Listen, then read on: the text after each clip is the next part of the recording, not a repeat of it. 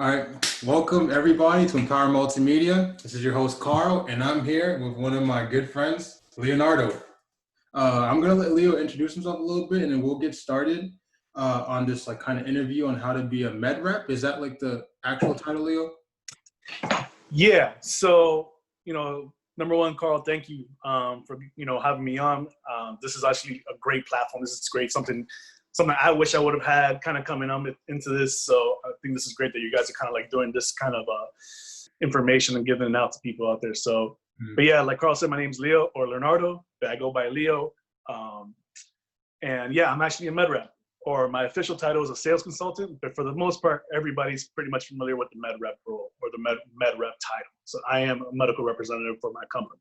Mm-hmm. Awesome. Can you give us like a 2-minute, 3-minute background story about a little bit about yourself, and just to let the audience know? Yeah. So in a nutshell, I grew up playing soccer. I was a young kid. I grew up in probably a difficult neighborhood in Carroll City, Florida. Not too far away from Dolphin Stadium or from Miami Stadium. It's got so many different names now, but not too far away. Parents were probably on the lower end of the financial spectrum. They were first generation immigrants, or the actual first generation immigrants, yeah. And graduated from, went to FAU, graduated from USF, and had a couple of good experiences and good roles here. But in general, I was just a soccer player. I was a kid and had a good time growing up. But for the most part, that's kind of me in a nutshell, man. I'm just someone who's kind of willing to grind it out and get out of a bad situation and try to do well. Awesome. Thank you for that, Leo. And just so the audience know, this whole conversation is going to be about how to get into the medical rep area or industry. Because from what I understand, it's not that easy. And since Leo does it, or Leo is doing it, I don't think there's a better way to kind of know unless from someone else that's already doing it, if that makes sense. So with that being said, Leo, my first question for you is, can you tell us, I know you talked about it a little bit, can you tell us about your education a little bit and like what you did in school, like what you went to school for, things like that? Yeah. So initially, like most kind of kids that graduate out of high school, most people say, hey, I want to be a doctor. I want to be some kind of high respected title in the medical field. For me, it was either pharma. I wanted to be a pharmaceutical, a pharmacist, or I want to do something in anesthesiology, something, drug related, chemistry related. So I went through, my first year at FAU, did my general classes, your general English, your general chem, your general bio, your general coursework that you could do, to be honest, at community college. Like there's things that, in retrospect, I wish I would have known that, hey, you could have done this at a community college. Personally, I had, Pell Grants, I had scholarships, I had things that, I didn't have to worry about. Yeah. But to be honest, there's some things that I wish, somebody would have told me, hey, community college, for your course, for your prereqs, honestly, it's the same thing, if not probably even better, because you got a smaller class size. So I started there at FAU, did my, got a bachelor, or an associate's in biology. Very broad. Again, that's very broad. Everybody kind of does, your biology majors or your chemistry majors. It's a very broad degree that you can't really do anything with specifically, unlike a engineering degree or a nursing degree. After that, I transferred over to USF to kind of get more of a science school. I wanted to be challenged a little bit more.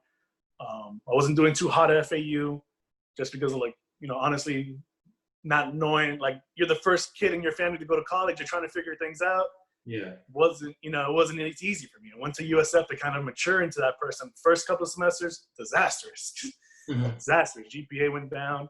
But I finally kind of put the pieces together, how to live on my own, how to, kind of be that responsible person. I kind of grew into that role of a student and was finally able to graduate out of USF with a bachelor's in health sciences. So you were just figuring out the way along the way. Yeah, man. I didn't really have anybody to guide me. My family, my mom, worked for years as a manager, of Boston Market, and my dad worked for years as a bell captain or concierge over in the Hilton. So none of my family, my sister kind of got her associates and, grinded with different companies. And, from her, I learned, hey, the grind could go just as far as education. Mm-hmm. But I'm the most educated person in my immediate nuclear family. Yeah. So I didn't have too much guidance. So yeah, exactly what you said, Carl, like just figuring it out as I went along, right? You kind of just put the pieces together as I went along. But yeah, USF graduate with a health sciences bachelor's. And from there, I'm still interested in looking for more education, but that's pretty much what I have right now. In my educational repertoire is just an associate's and a bachelor's lined up. That's crazy. Some of the main points I want to take away from that is, as Leo just mentioned, for anyone that's listening to this, he didn't have much guidance, like growing up, and he's basically had to find his way out there. So for those of you that are in the same predicament, just know that, like, I'm sure he did this already, but like, you're gonna have to really outreach and find resources. You're gonna have to find the answers. It's not gonna come to you, and you're gonna have to like go out, bust your ass, and really get what you want. And secondly, if you do have help, like if you do have some guidance, utilize that guidance, because that's just gonna help you much more, that much more than the person that doesn't have it. So utilize what you have, and if you don't have anything, don't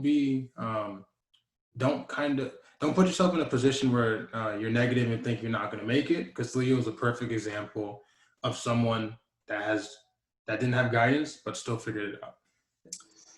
Yeah, I mean, I'll piggyback off of what you just said. I mean, I didn't have much as far as like a guidance or someone in that role, but I think, number one, nowadays that's not really much of an excuse anymore. Like, we have so many resources.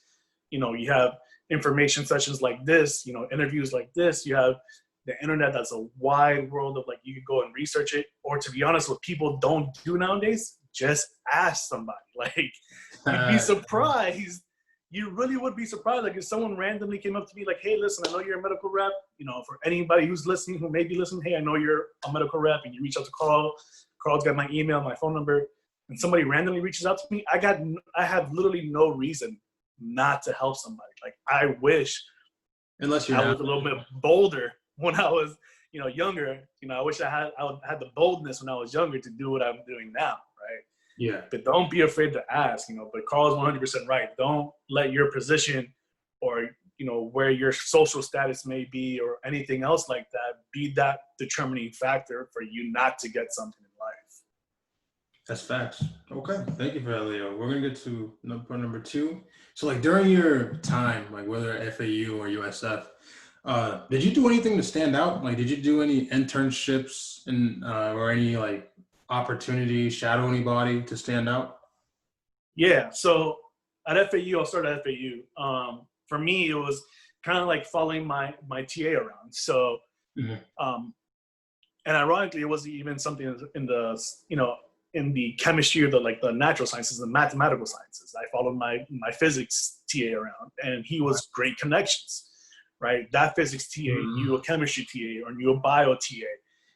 Believe it or not, like, these worlds, these networks are interconnected. And once you put a toe in, you realize that you have a whole foot or a whole leg that kind of broadens your world. So for me, it was kind of reaching out to that TA, going to some of these science TAs, going to some of these info sessions at school, where maybe another school came in, for example, LECOM, which is Lake Erie College of Orthopedic or Osteopathic Medicine. I found out that they had a accelerated path to become a pharmacist, and all you needed was your associates, and they kind of took you on the rest of the way. It's a very good school. I became well aware of it, honestly, after my bachelor's degree. But you'd be surprised, kind of, college is great for that, to be honest. Honestly, the biggest tool that I think college gives us outside of the education is really the networking possibilities.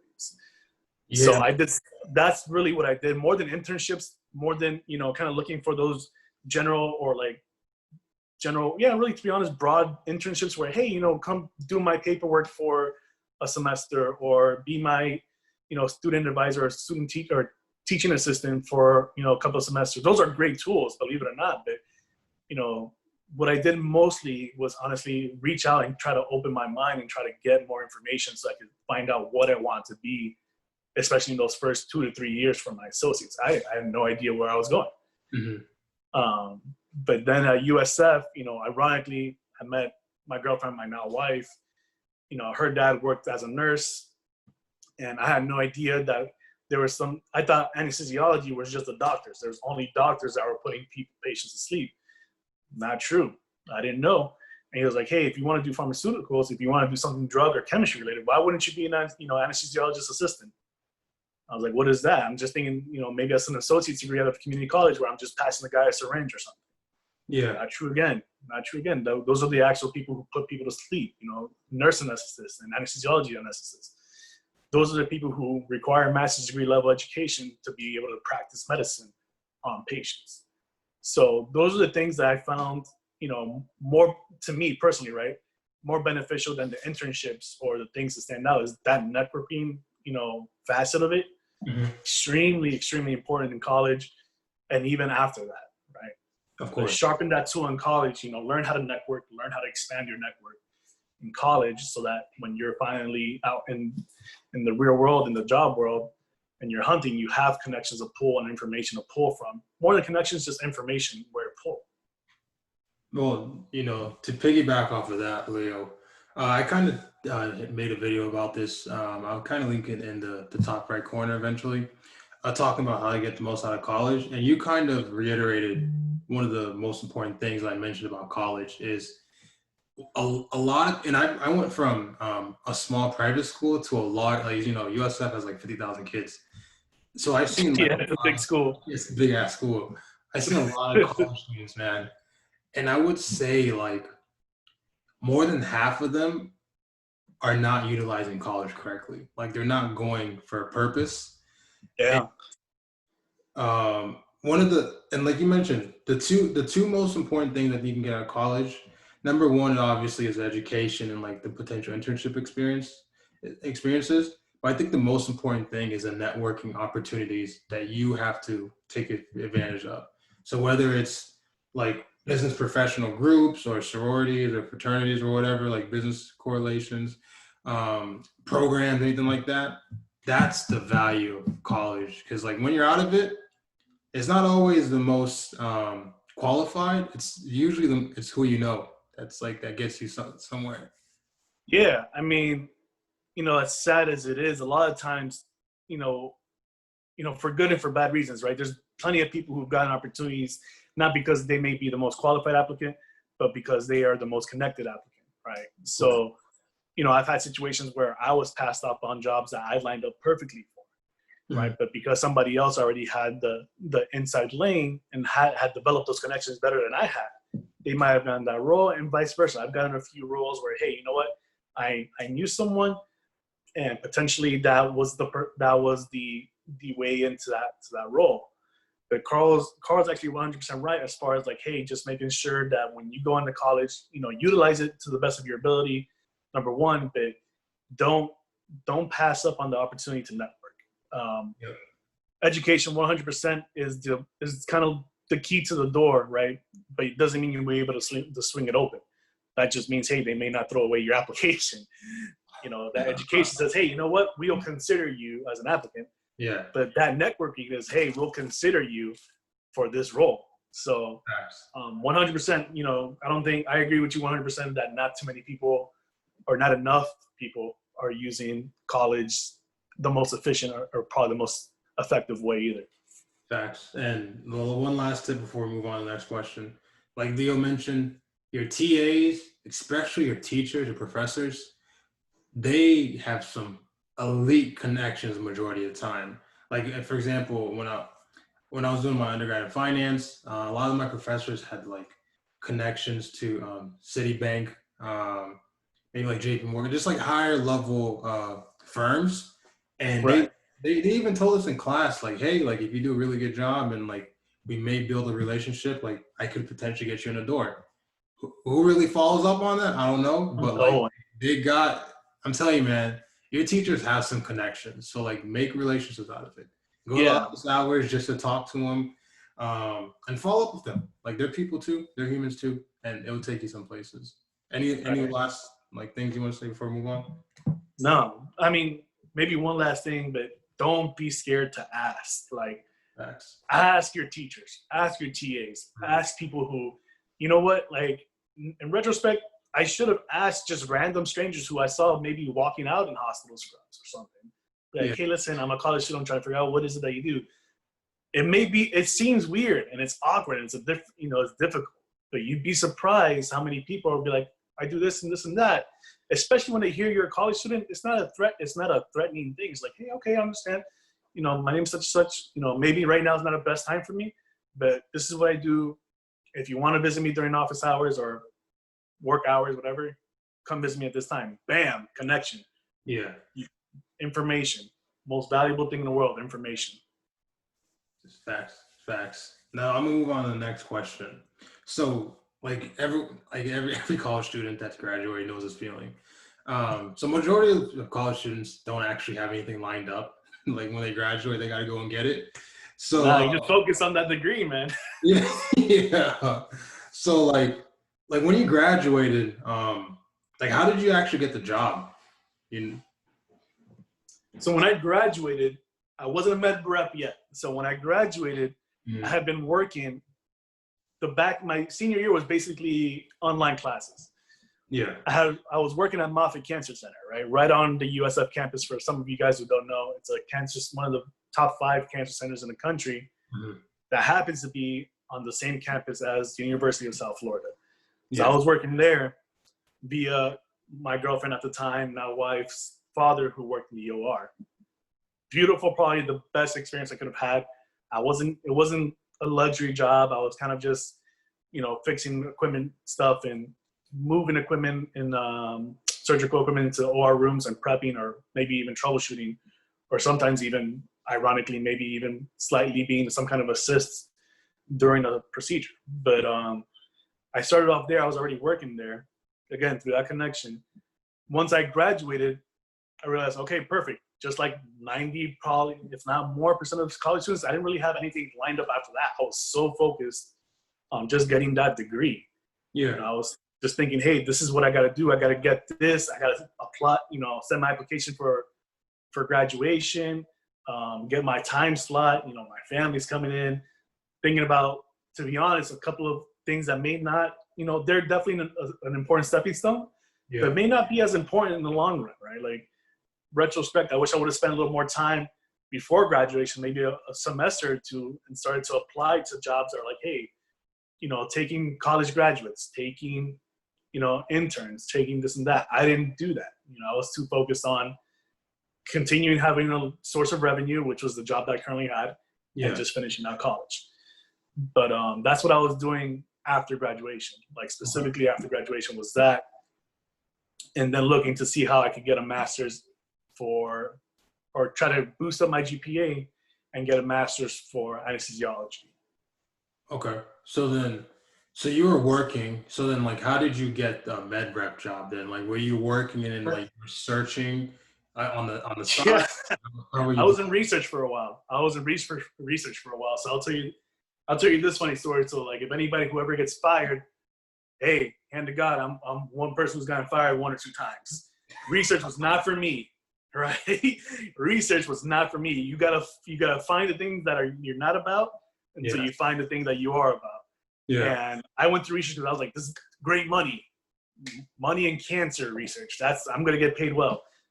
It's just not for everybody. It wasn't for me. So I was fired out of that job. I had maintained good relationships with some of the medical reps I used to work with in the OR, and one of them gave me a link to a company called Agility that they did surgical lasers. Now, I was there as a tech. So I would go to the surgeries, do the tech, kind of like help the surgeon kind of like manage the laser, make sure the safety protocols were done right, make sure I'm talking to the surgical scheduler, make sure I'm kind of making sure there's not an extra surgery on board that maybe I should probably stay for, or probably find a way to put that onto our caseload, or onto our, for lack of a better term, revenue stream. Yeah. Right? So after that first, or second job that I was relieved from, I found that role. And that role was another step into getting into where I am today.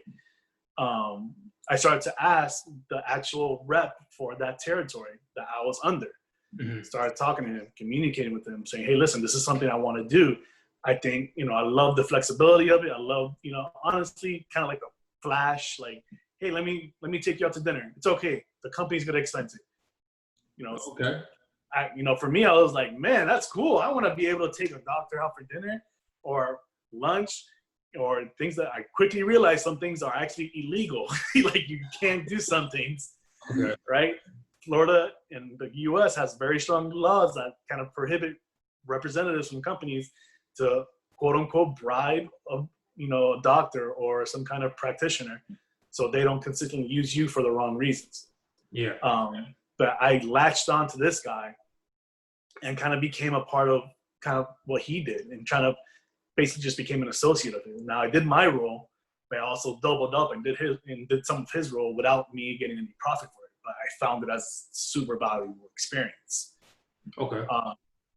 So you worked under someone and then eventually got an opportunity. Yeah. So right after that is when I got my first, rep job, and it was actually in veterinarian sales. Really? Right. Yeah, it was in veterinarian sales, and the rep who was kind of like giving, allowing me to kind of pick his brain and do everything, kind of redid my resume. He showed me his resume. He told me what websites to look for jobs at, what kind of roles I should be looking for. Mm-hmm. I found one for a veterinarian rep for a startup company. Now, if anybody's ever, you guys are listening to this and you guys are thinking about doing this, realize that startup companies, both in veterinary and medicine, they fail a lot, right? It's a really tough industry to make it in. And for me, all I saw was an opportunity, right? I saw an opportunity to say, hey, you know what? This is a good chance for me to finally be a rep on my own, right? Do what I need to do and start this role and start this sales role to gain that experience, because every medical rep position, if you look out there, says 2 to 3 years, 3 to 4 years of experience.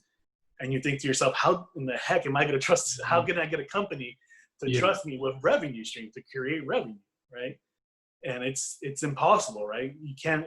No one's going to hire somebody right off the bat. But this company was willing to hire me with the associate kind of role that I put into my resume and some of the responsibilities. They took a chance on me. Now, that company was my start. That was my first rep job, veterinarian rep. It's still applicable to like the medical rep role, right? Mm-hmm. So as far as that, did the veterinary rep, I was responsible for marketing. I was responsible for going out, talking to veterinarians, going out, talking to assistants, trying to get, what we call in the rep world, whether it's veterinary or medical, capital, those capital sales. That's anything that's a purchase that may be larger than $50,000. Yeah. So you have to go and try to convince someone that, hey, you have to pay $50,000 for this product, but what you're going to get in return is more valuable than that $50,000 investment, right? Yeah. So that was my very first role in sales, right? Very first role as a rep. That's crazy. Damn. So that little like time frame, that associate like really paid off for you, because that's what gave you that opened the door for you. Yeah, I mean, that time and the time at Moffitt when I was in the OR and realized, hey, this is something that I may want to do, and then the time, right there in that window, just like you said, doing the associate kind of work for no extra pay and kind of doing stuff and kind of learning and talking to this guy and getting a shot to shoot a flyer at Tampa General Hospital, which we didn't get, but it was my opportunity to go ahead, and they put me there front and center. I was the face of, I was going to be there every single day trying to get that account to fall in love with us. Yeah. So that was perfect opportunity for me. That's crazy. So you started off at vet sales, and what are you doing right now? What industry are you in now? Now I'm in medical sales now. What we call DME, which is durable medical equipment. Mm-hmm. So explain as I can put it, my role is to kind of generate, revenue or generate what we call prescriptions for Dynasplin, right? Dynasplin is a company that works on your range of motion, regaining the range of motion. Mm-hmm. It's a great product. Honestly, I'm not saying this just because I'm on camera and I still work for the company, but It's a great company. Like when you find, it's hard to find good companies nowadays. It's hard to find companies that you're like, this is full of good people in here. But what I do is basically market to doctors, show them how our products, you know, our line can help out their patients, right? Of course. Fortunately, the company's old. It has a lot of experience. It's been in the business for about 40 years. So people know it. Great advantage for me, makes my job a lot easier when people know who you know, what it is that you have. Even if it's a wrong idea of what it is, they at least heard your name around the block. It's easier to get into the door if you're Nike than it is if you're, you know, a much smaller company, or even Adidas or Under Armour. Like, it's a lot easier to get into that door when you have that name than when you don't. It's just that simple. Yo, that phrase is underrated, man. I'm telling you, man.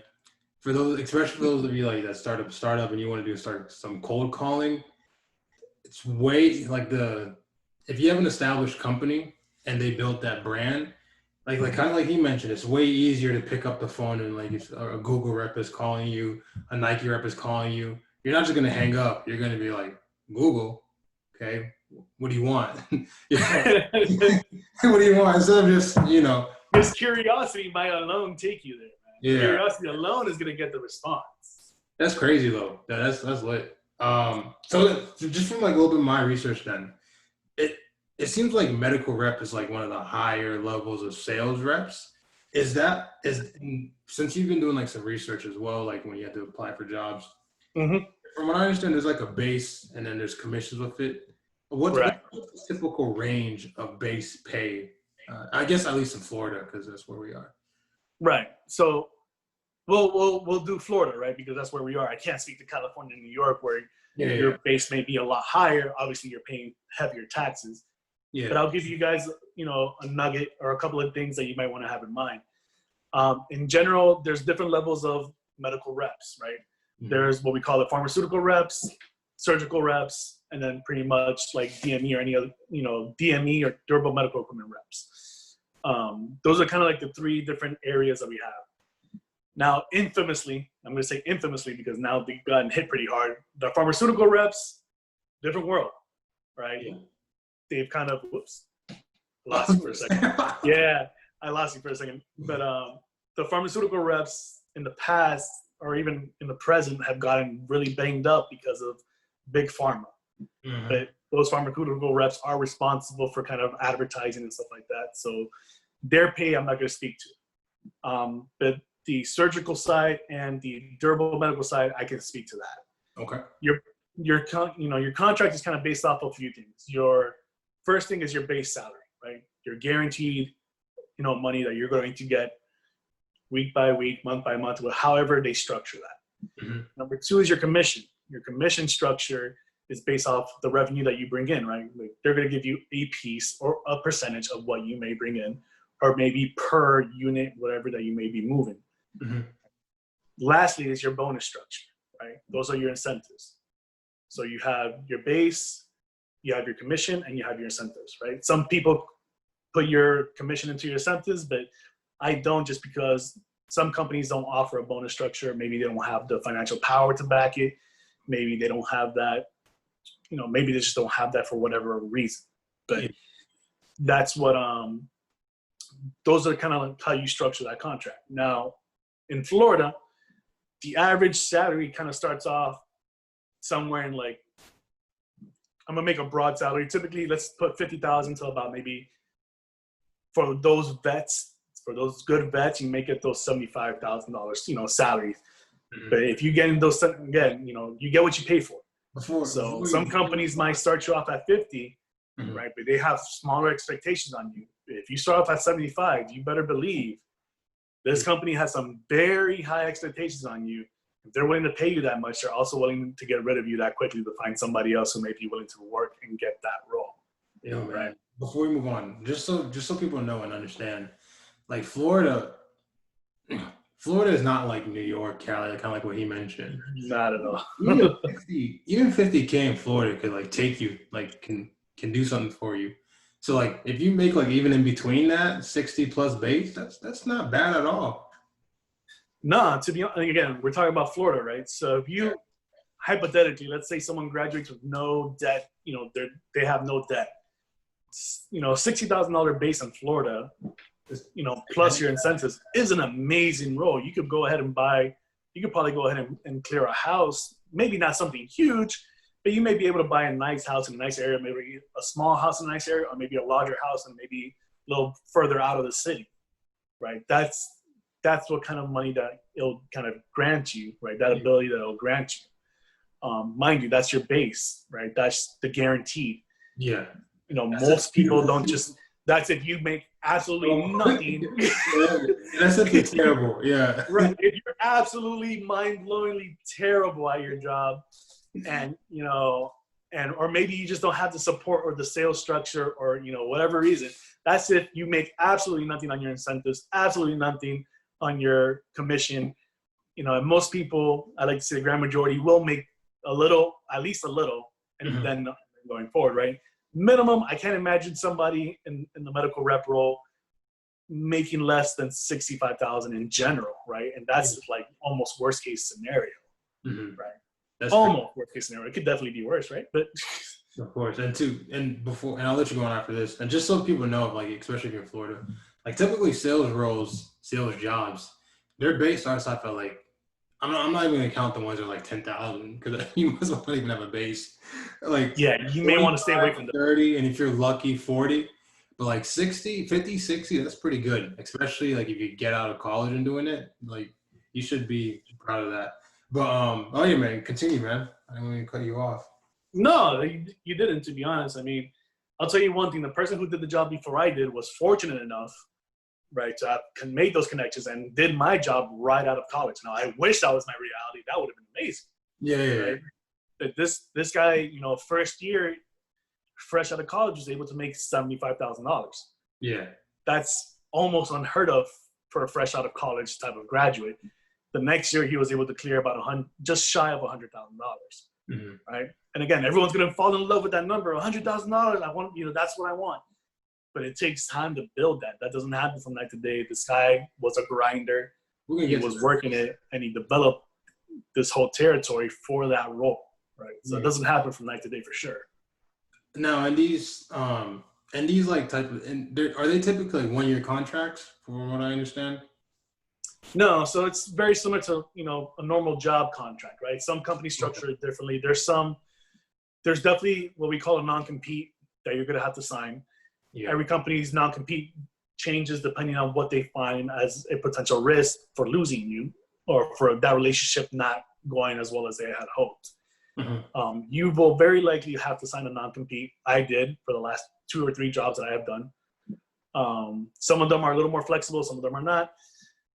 And if there's ever an issue, I would definitely suggest get a lawyer and find a way to get out of your non-compete. But the structure of your contract varies from company to company. I would say mainly they kind of go off of, hey, you're an employee of the company. If you reach certain metrics, we will renegotiate your incentive structure or your commission structure, right? And those are some of the things that pretty much change within that structure. Every once in a while, your salary changes. But I'll be very honest, I don't, you have to keep in mind that sales reps or, medical reps, our taxes are done very differently. You want to be very, very careful about how you structure, your contract. If someone says, hey, I'm going to offer you more commission to lower your salary, realize that your commission is taxed at a much higher rate than your salary. Right? My salary is taxed the same rate as Carl's salary. But because I make commission, that portion of my salary starts to get taxed at a higher rate, right? And that rate may be somewhere, I'd like to say between 18 to 24%. I don't know exactly where it is, but it's a higher rate than your normal salary. That's so be leery of those kind of kickbacks where companies try to bring you in and reel you in just because it's a nice commission package. That's crazy. Damn. Okay. Well, with that being said, then, again, you kind of answered that. Like, this could definitely be a lucrative opportunity if you sell. But like I don't want people to get the wrong idea, like thinking this is easy. So can you kind of like give like a quick, maybe like 1 minute run through of like what's a typical day in the life of a med rep? Yeah. I'll tell you something I've been telling my wife lately. I dream of the things that I have to do the next day. It's crazy. It's absolutely ridiculous. Word? So As in a good thing. not even a joke. You could, go ahead, call my wife. Guys, my level of stress, for what I get paid, again, you get what you pay for. They're paying me to do a good job. They're paying me well. I will do the best to my abilities, and that's going to cause stress, right? Mm-hmm. So I take my work home with me, unfortunately, but again, it gets paid out in the back end. I wake up, to be honest, without an alarm anymore, which is almost sad, but I wake up somewhere around 6:45, maybe 6:30, on a bad night, maybe 6 o'clock, and I'm already thinking about what I need to do.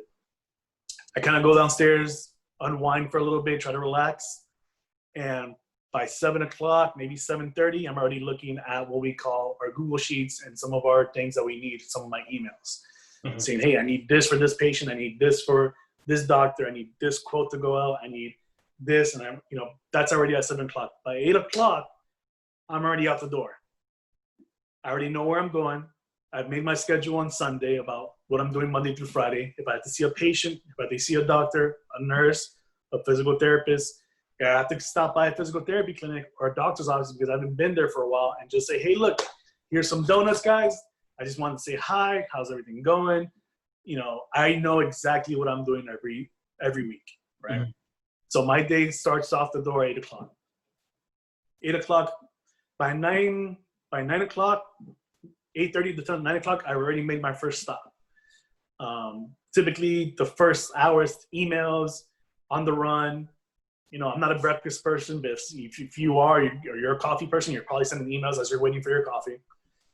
And I'm hitting that first person probably no later than 8:45, 9 o'clock, talking to that doctor, that physical therapist. I'm trying to get to the back and talk to that doctor, that physical therapist. Mind you, not everybody wants to talk to you.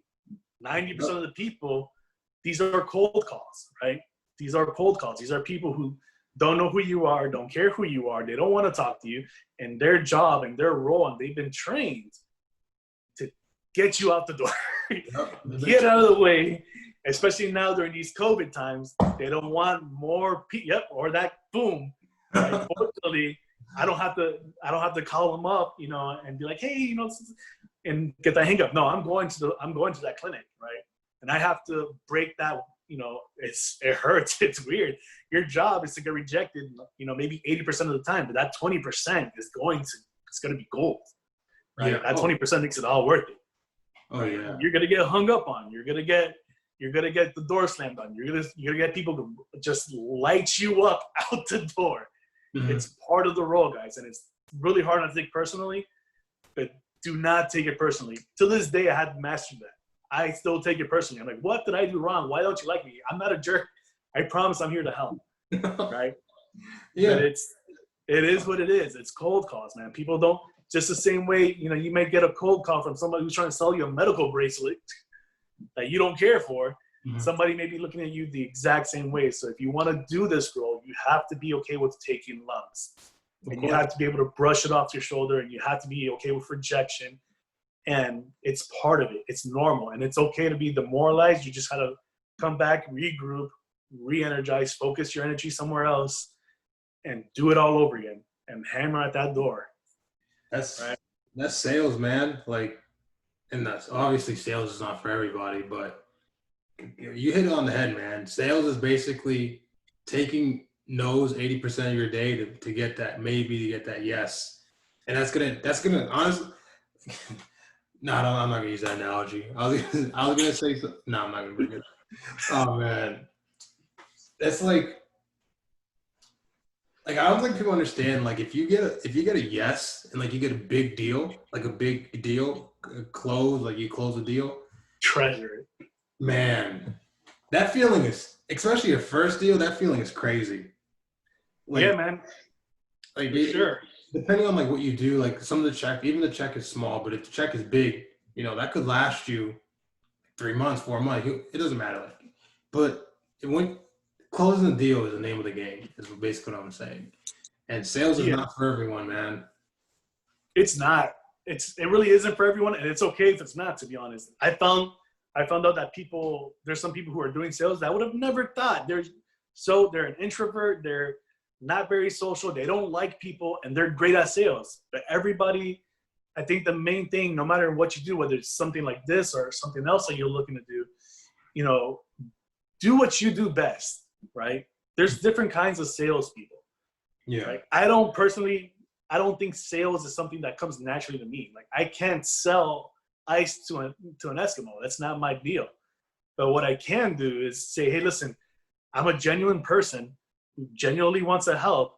And if I can help you, that's okay. But just know I am here as a resource if you want to use me. And consistently deliver that message, and just understand that people in this world still value people who want to help and people who are genuine. So stick to who you are, no matter what it is you do. If it's, medical sales or something else, be genuine, be who you are, and kind of understand who you are to do what you can do best. And to piggyback off of that, man, like, obviously you're going to feel sorry for yourself if they're not even giving you a shot. But like the way that I think about it, like, especially if someone, like, for example, just hangs up on me and I didn't even say a word, maybe. I try to put in my head, like, okay, maybe they had a bad experience with somebody, maybe they got ripped off, maybe like whatever, maybe they're having a terrible day, and you try to not take it personally. But that's just part of the game, man. And I think I want Leo's take on this, like some of the things that make him successful in the role. At least in sales, majority of the game is just following up. And I kind of just want your take on that. Like, what do you do that makes you successful, and just like some nuggets or tips for the people? Yeah. So I'll tell you stories how I failed and learn from that, really, because that's, unfortunately in sales, you learn by fire. Like it is, you learn by messing up. So when I first started this role, I wanted to have a problem. And the problem that I wanted to have was I wanted to have too many prescriptions to deal with, right? And I said that to my boss. She is absolutely amazing. I said it to my boss at the very beginning when she was doing what we call ride-along. She was with me, and she just tagged along, give me tips on how I'm talking to people, how to get to the back of the room, how to get to the person, what we call that person who makes the decisions, that decision maker. Teaching me these little tactics or these little techniques, how to get there. I told her I wanted a good problem, to have too many things that I could deal with. Now, I said at that moment, what I didn't realize is when I finally came, man, was I almost going to regret what was happening, because I thought I was a very organized person. Yeah. Right. I thought I was super organized. I have this done. Everything's on my calendar, this and that. But I lost sense, I kind of got overwhelmed, and I stopped doing what I did. Instead of caring for every individual one, right, I just cared about to clear out as many as possible. And I may have damaged some relationships in doing that. Mm-hmm. Some doctors may have said, may have seen, hey, why isn't my patient getting fit yet for this splint? Why hasn't my patient received a phone call from you? Mm-hmm. And it was because I was just not as organized as I needed to be. Or maybe it was because there was something that I could do easier and grab that and finish that task sooner. But I stopped caring for that individual task. And like Carl said, you have to close, right? You have to close no matter what. You get something that someone's giving you something they trust you with, especially when it's another human being, especially in the medical world, whether it's surgical, pharma, DME. Understand that these people are giving you a patient, a human being. Now, you may only see it as a name and a diagnosis. But understand, this is a human being. This is Carl, who may have torn an ACL that, hey, he's fresh out of surgery. 2 weeks later, I completely forgot because I was disorganized or I was not prioritizing correctly. And now Carl's knee is stuck. Now he can't bend his knee as well, or he can't straighten his knee. And I was a cause of that issue. His physical therapist is frustrated. Doctor's like, why hasn't he got his splint at home? And I say, my mistake. I'm sorry. You don't get that too many times. You hurt a person, mm-hmm. right? So Carl's absolutely right. That's a very, very broad. That's one of the things I learned early. I made a mistake on. I paid for it. Now I'm trying to regain it back. Is that these are people. They're not prescriptions. They're not numbers. They're not dollar bills. These are people that you're trying to help. The second you lose sight of that, is the second that you'll start realizing them. You start making more and more and more mistakes, right? So always be closing. Don't, try to keep yourself organized, and don't lose sense of the priorities. You make a list of priorities from the get-go. Mm-hmm. Day one, what is it that you want to do? What type of person, what kind of medical rep do you want to be? Are you someone and it's not bad. If you're someone who's chasing numbers, keep that energy. Keep consistent. Mm-hmm. If you're someone who cares for people, keep consistent. If you're someone who cares about, maybe for me, for example, I care about the person I'm working for. The people here are great. The owner of the company is an amazing person. My boss is an amazing person. My regional manager is an amazing person. My coworkers are all great. Mm-hmm. I work because I want to, I work harder sometimes because, hey, or maybe I work for a longer time because I want to support them. I want to help them out because they believe in me. But whatever it is, remain consistent in that. Because if you don't do that and you start to kind of forget who you are, forget what you're trying to do in this, you will start to fail in anything you do. Mm-hmm. But very, very specifically in sales. If you stop, if you forget your priorities, if you forget, why you're doing what you're doing, you will start to see a decline in either your sales results or the relationships that you have, right? So, as far as things that help me, stay true to yourself, right? Everything else, anybody can teach you how to put in a calendar. Anybody can teach you sales techniques. Anybody can teach you this and that.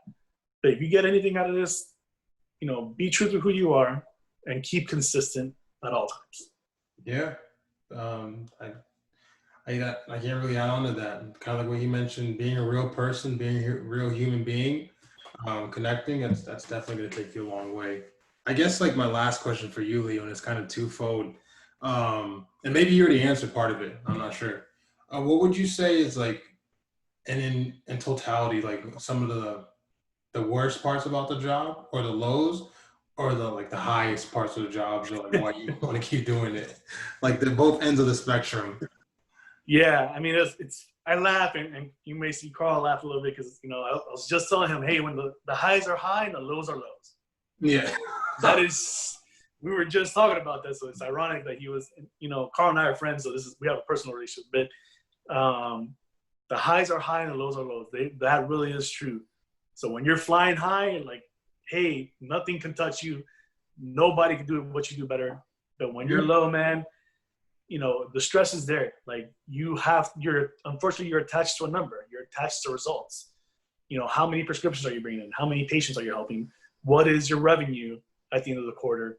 What is the amount of patients that you've had that you closed on? Do you have any, what we call adjustments, which may be, hey, this patient, didn't pay this, or this insurance didn't pay this because you forgot some paperwork. All that stuff creates stress, and that's probably the worst part of this job is that I can't clock in and clock out. It's not like, hey, listen, I work 9 to 5 and that's it, or I work 8 to 4 and that's it. I take my lunch hour and no one bothers me. Don't mess anything up. And that's probably the worst part about the job is that it creates a high level of stress that you can't just leave work when you leave work. Like I said, I'm kind of still dreaming about stuff that, during the week, Sunday through Friday or Sunday through Thursday night, I'm dreaming about the things that, like, I wake up dreaming about patients that I need to do or paperwork I need to collect, or how mad a doctor may be, or how mad a physical therapist or a patient may be. That's really probably the worst side about this is that you're constantly stressed about that number. Mm-hmm. The great side is, when you're high, you're high. Like Carl said, in the beginning of this conversation, sales is great to motivate you, right? You get so many no's in a day. You get, 80% no's. So if you just visit 10 people a day, that's 8 no's that you may have spent 6 hours trying to get 8 no's. Yeah. Or maybe you get that one yes, changes everything. You find validation in that. Unfortunately, right? Sadly, we find validation in other people finding value in us, mm-hmm. right? And that's what sales does. It's almost like a drug to get that validation from somebody else. And that keeps you slightly motivated. Now, the other things, when you get down, some of the things that kind of remind me, hey, why am I doing this is honestly, number one, hey, I have a wife at home. I want to provide for them. I want to provide for my wife. I want to be able to take care of my parents if they need help. My sister, my niece, my nephew, my in-laws.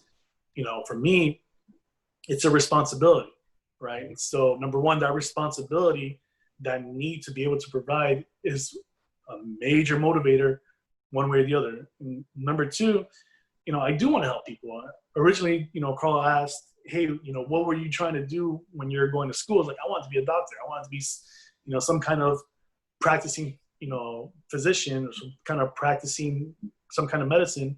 Because at the end of the day, you're helping people. Yes, it is financially lucrative. We all do things because there's some kind of attachment. You find some kind of reimbursement, whether it be personal or financial. Mm-hmm. So those are some of the things that kind of keep me motivated. Those are some, when it's low, yeah, it hurts. It hurts. It's heavy.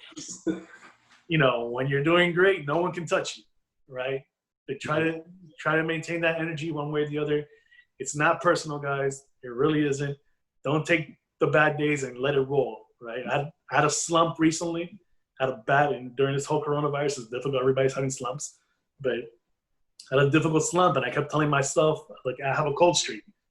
And I had somebody in my company tell me, if you believe you have a cold streak, you will continue on that cold streak.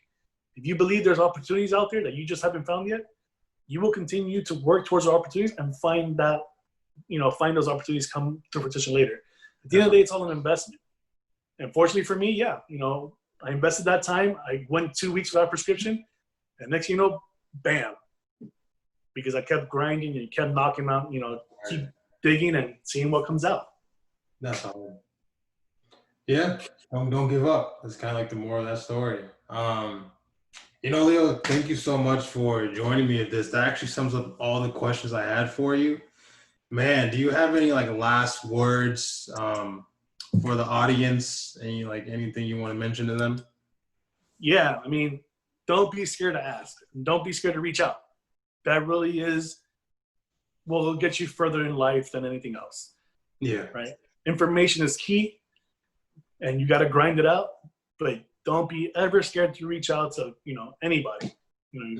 These information sessions are for everybody here. Carl is a great source of, information. If he can't answer something, maybe I can. Believe that Carl's going to send you to me, and he has the ability. I have no problem telling him, hey, give him my phone number, give him my email, give him whatever it may be. Yeah. At the end of the day, believe it or not, people who struggle to get there are always willing to help out the person who's not there yet. Of course. So don't ever be scared to ask. Stay motivated, stay positive, and just have a good attitude. Of course. Thank you, man. Thank you, Leo, for that, man. Once again, if anyone has any questions for me or Leo, just feel free to message me. And with that being said, this kind of sums up the first. I don't know what I'm going to call it. I don't know if it's going to.